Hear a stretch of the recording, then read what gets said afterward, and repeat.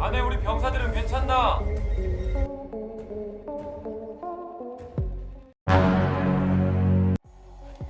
Halo Sobat Zeta dimanapun kalian berada.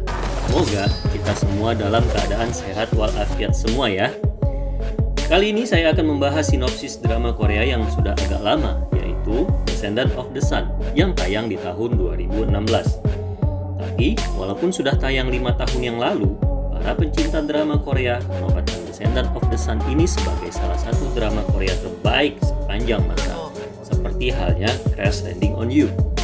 Drama ini diperankan oleh aktor Song Joong-ki sebagai Yo Si-jin, seorang kapten dari pasukan khusus militer Korea Selatan yang disebut Tim Alpha. Sedangkan untuk pemeran utama wanitanya dilakoni oleh Song Hye-kyo sebagai Kang Mo-yeon, seorang dokter spesialis bedah muda yang bekerja di rumah sakit Haesung.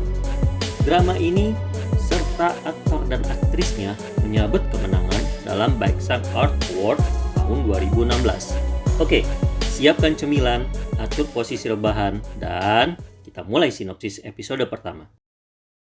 Drama dimulai dengan adegan penyanderaan tentara Korea Selatan di tangan tentara Korea Utara. Situasi akan menjadi rumit jika ada salah satu pihak yang meletuskan senjata. Maka pihak tersebut akan bertanggung jawab atas mulainya perang antara dua negara Korea tersebut. Maka diturunkanlah pasukan khusus yang dinamakan Tim Alpha. Tim ini dipimpin oleh Yo Si-jin yang dijuluki Big Boss. 특전사 알파팀을 작전 지역에 투입했습니다. 지금부터 작전 통제. 우리 알파 팀이 맞습니다.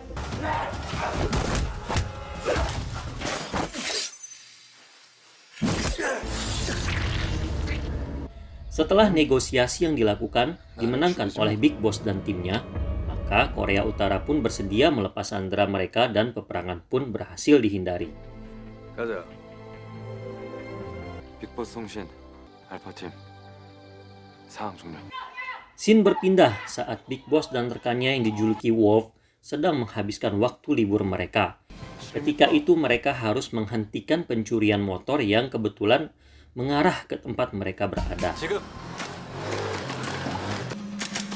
Pencurian berhasil dihentikan, tetapi tanpa disadari, ketika memberikan pertolongan pada pencuri yang jatuh dari motor, HP si Wolf diam-diam disikat juga oleh si pencuri.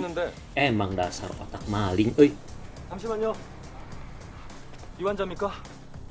Ketika sadar HP-nya hilang, Big Boss dan Wolf pun menyusul ke rumah sakit tempat si pencuri itu diantar oleh ambulan. 아이 새끼가 죽으려고 짠하다면서요. 아까 병원 어디라고 했습니까?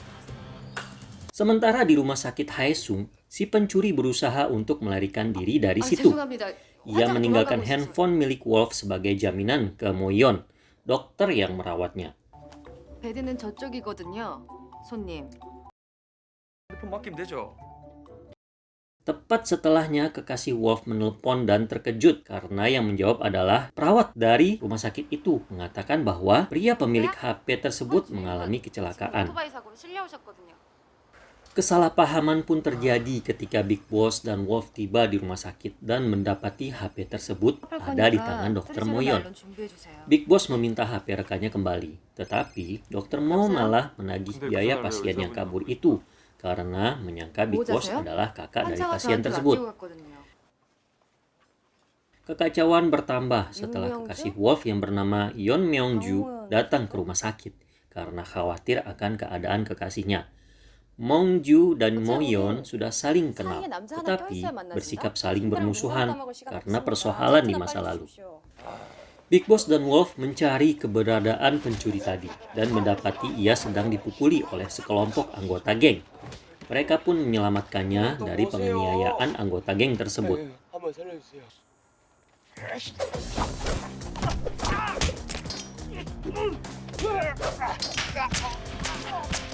Ketika mereka bertiga kembali ke rumah sakit, Dr. Mo-yeon mengira telah terjadi penganiayaan yang dilakukan oleh Big Boss dan rekannya.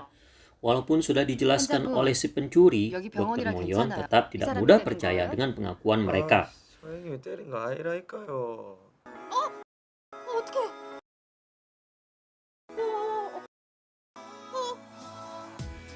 Setelah semua kekacauan terselesaikan, Dr. Mo-yeon merasa bersalah karena tidak mempercayai Big Boss. Oleh karena itu, ia membalasnya dengan merawat luka Big Boss yang didapat saat bernegosiasi dengan tentara Korea di awal cerita. 의사면 남친 없겠네. Rasa saling suka pun muncul di antara keduanya. 군인이면 여친 Keduanya pun 없겠네요. berjanji untuk bertemu kembali.